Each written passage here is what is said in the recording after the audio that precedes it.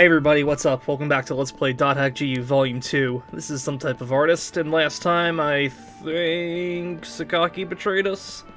Pretty sure that's what happened last time. It's been several days and I've already forgotten where we're at, but seeing as how this looks like it's the crowning ceremony, I'm assuming this is the part where Kaede came up and she's like, Master Haseo, we need help. You met Zelkova one time, and he said, if anything happens to me, find Master Haseo. So, let's go save Moontree. I hope my voice doesn't sound too off today. I did the stupidest thing in the world yesterday. I gave myself a sore throat. Like, I'll invite Kun and Pa. I know I was getting sick anyway, but I know for certain I gave myself a sore throat. Because what happened was, I was at Taco Bell, and I was having one of their crunch wraps, and I guess it wasn't like stale or anything. I don't know how you would describe it, but like the toasted like edge of the pita, I felt like scrape against my throat, and I was like, ow. And I like just tried to swallow it and like get it over with, but like I like felt it just like scrape against the back of my throat as like the entire bite went down, and I'm like, oh shit, I'm gonna feel this later. And like sure enough, like an hour later, like my throat was like not my throat, but like that punching bag whatever was like so inflamed. So I was resting yesterday, and I was trying to, not let myself get sick. I don't know, there's really nothing much you can do. I ate a spoonful of honey, I took some medicine. I'm feeling better today, but it still kind of feels a little weird. And this is the first time I'm also talking for, like, all day, so I also have that, like, that weird, gotta clear your throat out thing. What? Don't tell me there's padding. Don't tell me after such an important revelation, we've got to do some padding. Oh no! Well, it looks like Ida doesn't like us much, doesn't it? Well, to be fair, we are trying to destroy it. Hi. It just means that Ida's grown enough to select players it wants to imprison in an area. It's evolving. It's intelligent now.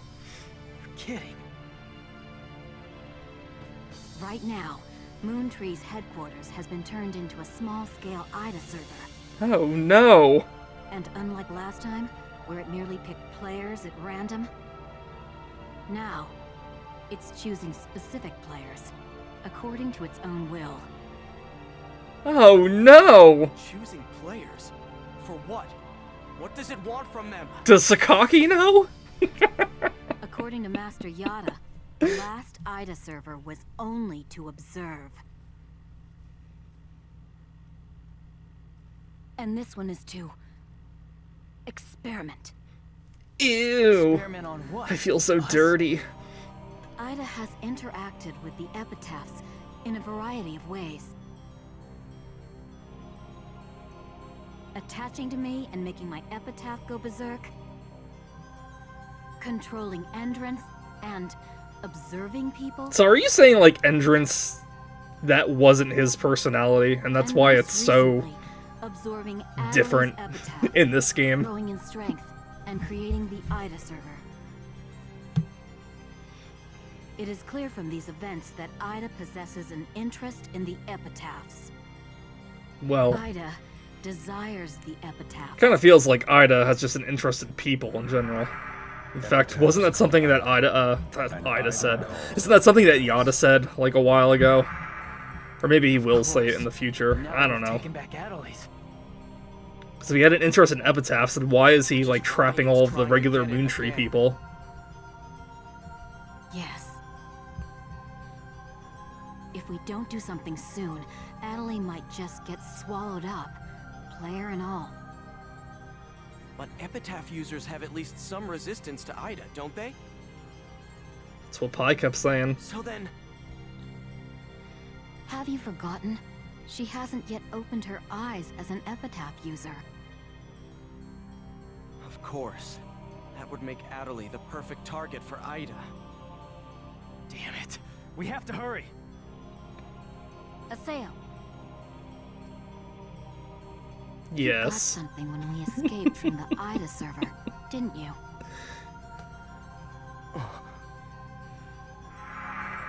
What's this? Ovan 01. Ovan. Yeah. Give it to me. Pie, so forward. Hurry up, Asao. Didn't you hear? Moontree is under attack. We need to stop wasting time with this shit and go and save the world by playing a video game. I'll send you an email once it's ready, so make sure you're ready when the time comes. Does that mean after this cutscene is over, I'm gonna have new mail? Go on, game. Do it. I fucking dare you. Yeah. It's what I thought. But yeah, God, how stupid is that to, like, give myself a sore throat by eating food? Like, it's so dumb. It's so stupid. What? More? Fine.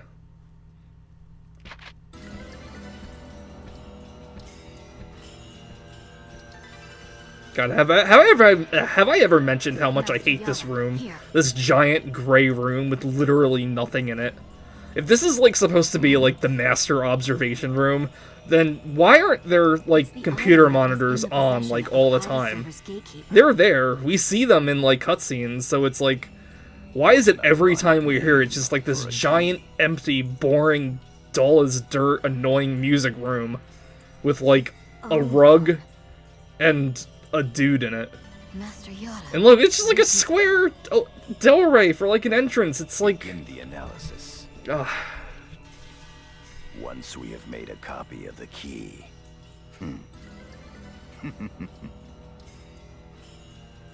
Yada, do we have to deal with you being a bad guy now, too? I'm still getting over my shock that Sakaki betrayed us.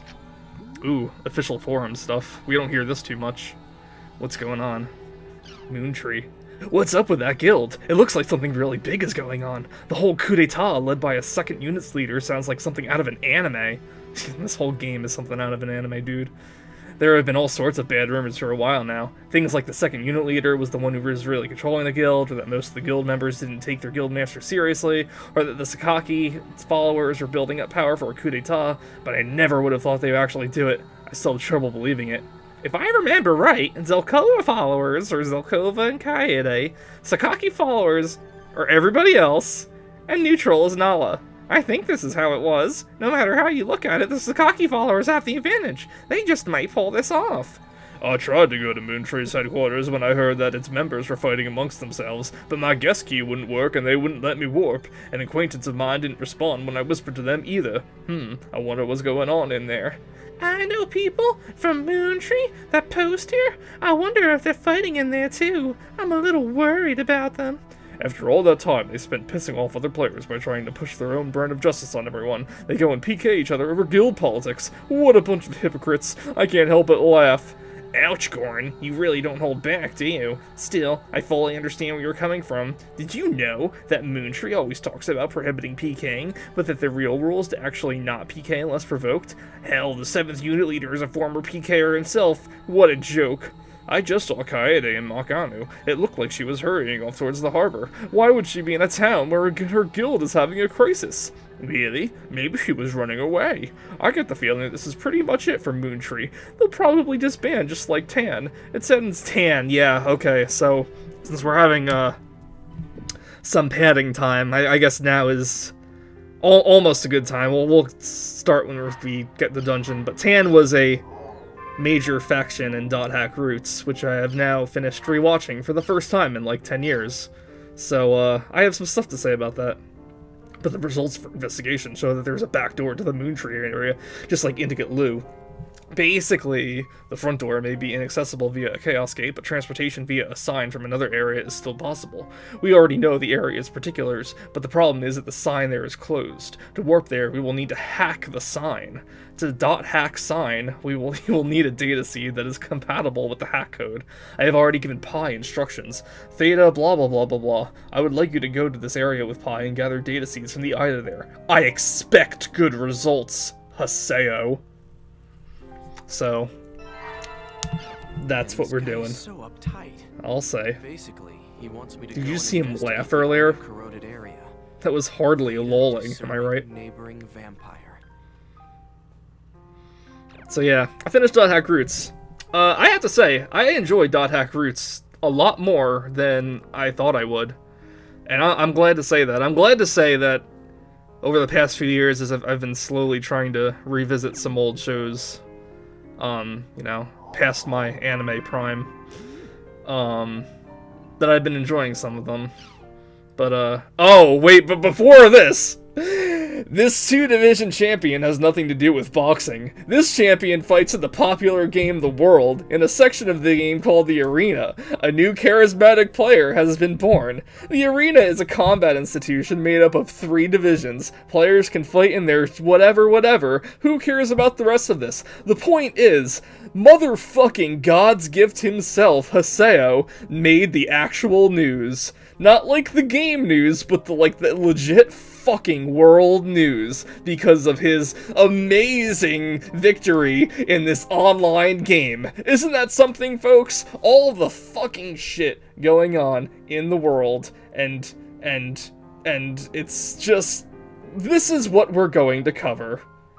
Like, I can't get over this is news. Like, why? This is just another thing where it's just like, God damn it, man. Haseo gets so much attention. Why? Why? I bet they're gonna be talking about it in the news here. Yeah. It looks like that fucking asshole Haseo's double palace domination made the news. Blah blah. It's the butt race thing. Yeah, I skipped the butt race thing. In these forums, this guy, his name is Ohm Rice, and Ohm, I don't know what that is, but it's spelt with like a symbol that looks like a butt, apparently. And then there's this other player that keeps on calling him Butt Rice, and they have like this back and forth through the whole thread. They're usually in things that aren't too important, but whatever. Haseo's in the news. He's in the news, everybody. Good job. But anyway, so for this dungeon, we're gonna bring along Pi because we have to, and Antares because we just got him. Let's try him out.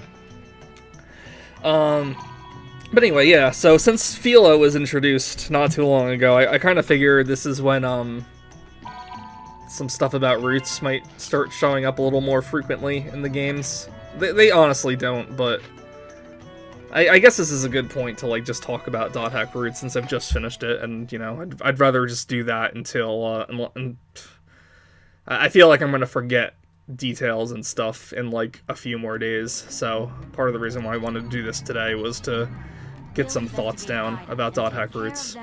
So, .hack Roots. Liked it. It was a good show. I don't know if I could recommend it to everybody, because, like .hack Sign, it is a very dialogue-heavy show. There's not a lot of action. It may not even seem to be about much at all. It's mostly just people standing around and talking about things. But there's like this weird flow to it that, I don't know, I find good. So, there you go. I found it to be a very relaxing show, to be honest. I was watching it, most of the episodes as I was, getting ready to go to bed. Just kind of like how I did when I watched .hack Sign a couple years ago for the first time in a while. The music is really good.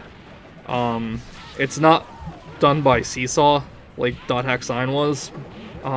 It's done by this band called the Ali Project, or Ali Project. I used to call it Ali Project, and then now I'm like thinking like it's spelt like Prince Ali from Aladdin, so maybe it's all whatever. I like it for the most part. It's pretty good. There are some tracks that are just like, you know, whatever. The soundtrack didn't really hit as home for me as Dot Hack Sign did, but I also had like a lot more experience with Dot Hack Sign, and it kind of mattered more to me in the long run, so that might be a reason. Although I have soundtracks for both shows, and I did listen to the Roots soundtrack a lot when I was in college. In fact, I dug them out and put them on my MP3 player to listen to on the way to work and stuff. So, you know, we'll see how long I keep it on there before like the appeal wears off or whatever. But I don't know. I enjoyed the show a lot more than I thought I was. Haseo himself was so much more like better than in the games. Like, I don't know. Maybe I just don't like Yuri Lowenthal, because, God, after watching the show, I'm just like, dude, I can't stand Haseo's voice in the games. But I don't know, because at the same time, I think it's also the way Haseo was written in the games as well, because I don't know, he's not so, like, edgelordy in the show. He's kind of just, like, a quieter, deeper voiced teenager that, like, yeah, like, feels like a bunch of strong emotions, but is, like, confused about how to express them. So he doesn't end up expressing them, like, that much, or he has to, like, get to know people before he does. I found him just, like, so much more likable in there. I mean, he still has his, like, annoying moments, but overall, I feel like I kind of understood his, like, process from, like, a neutral feeling kind of player to this game to, like, you know, his infatuation with Ovan and Shino. I mean, to an extent, and I'll get to that in a second. To his, like, general frustration and rage after Ovan left the Twilight Brigade and after Shino got PK'd and went into a coma. Oh geez, are we already at this much time? I'm gonna have to finish this off in the next episode.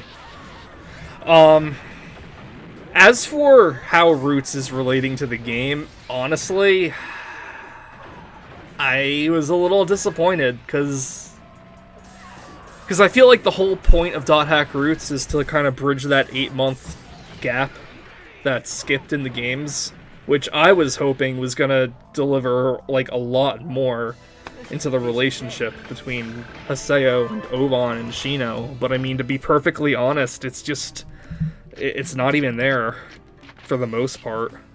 At least in my opinion, anyway, because I may have mentioned this before, but Ovan was hardly around at all.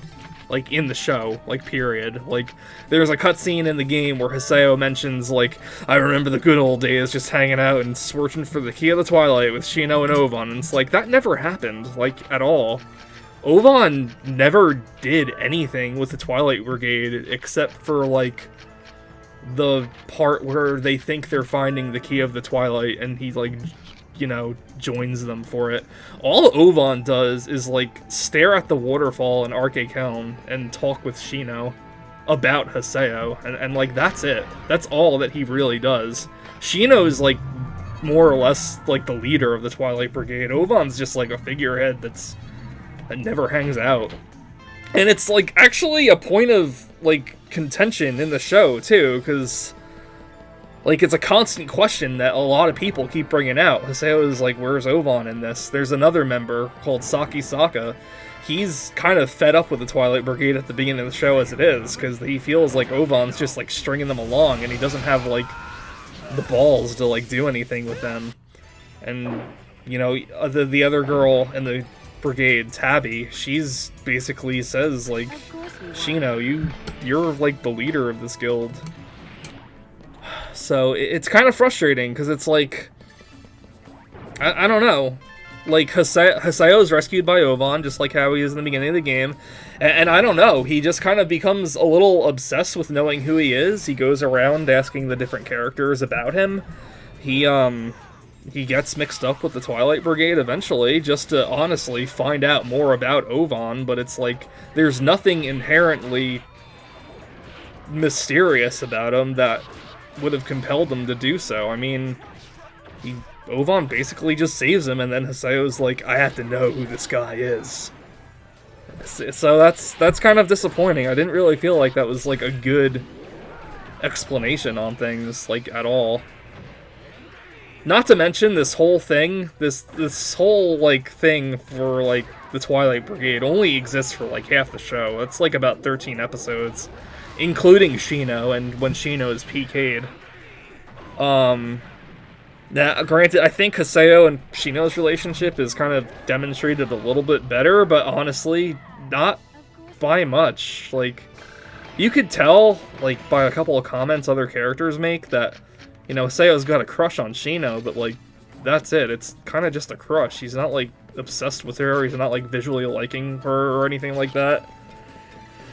It's not really until Ovan disappears after the, after that Twilight Key incident that, you know, Shino starts to open up to Haseo a little bit more and make herself a little more vulnerable around him. Yeah, I don't know. For whatever reason, like, yeah, we can see Shino and Ovan had, like, something else going on. Or Shino had feelings for Ovan, some kind of strong feelings, because, like, she never wanted to, like, let go of him. But I guess it was, like, too much, like, between managing the guild and putting on a friendly face and not knowing what happened to Ovan, that she just kind of let herself get vulnerable with Haseo, and they kind of, like, you know, they kind of, like, held each other in a few separate occasions, and but that's kind of it, though. Like, that's kind of it. Like, you never really, like, see, like, does Shino feel the same way towards Haseo? I mean, I don't think she does. I think it's just kind of, like, unintentionally using him, or I don't know. It was kind of confusing, to be honest. So that was, yeah, I don't know. It didn't really make me, if anything, though, the show did make me get a better sense of where Haseo was coming from, because you do see Haseo, like, fall pretty far after Shino gets PK'd. And Shino's PK was one of the best scenes in the show, too, because it did something that the show didn't do a lot of, that Dot Hack Sign did more of, and that was, like, showing some kind of real-world interaction between people. Because when Shino was PK'd, Haseo was, like, you know, getting hysterical over her body, and then he kind of, like, leaves his character for a second, and you can hear the phone ringing in the background, and you can, like, tell he's trying to call Shino immediately, because they just exchanged numbers not too long ago, and get a hold of her. And that was something that I, like, really liked about the show, but looks like we're coming up to the end here, so I'm gonna have to save some more of my thoughts for the next episode. So keep a bookmark there. Hopefully I'll remember where I'm at, and I'll see you in the next one. Bye, guys.